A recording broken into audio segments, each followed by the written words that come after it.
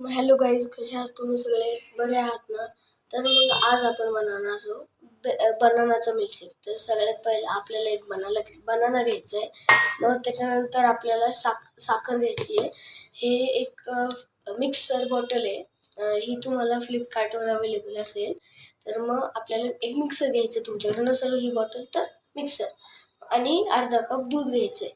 तर मग सगळ्यात पहिलं आपल्याला काय करायचं आहे, हे जे आहे बनाना आहे, तर मग याला छोट्या छोट्या पीसेसमध्ये कट करून घ्यायचं आहे. तर मी 2 मिनटात त्याला कट करून तुम्हाला दाखवतो लगेच. तर मग मी या बनानाला छोट्या छोट्या पीसेसमध्ये कट करून घेतलं आहे.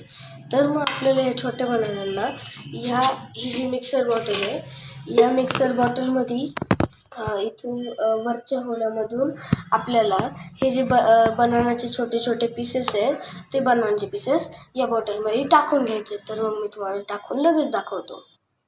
हे सगळे बनानाचे पीसेस आता मी या मिक्सर बॉटलमध्ये टाकून घेतले आहे.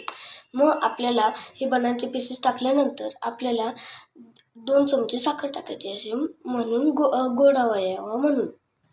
साखर टाकून झाल्यानंतर आता आपल्याला याच्यामध्ये दूध टाकायचे आहे.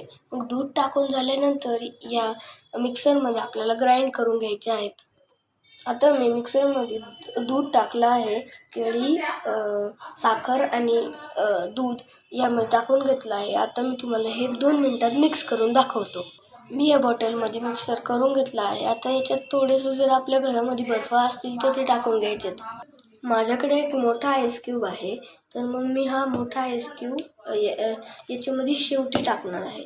तर मग आता मी हे जे ज्यूस आहे, हा जो कप आहे, त्याच्यामध्ये तुम्हाला 2 मिनटात टाकून मी तुम्हाला बर्फ टाकून दाखवणार आहे.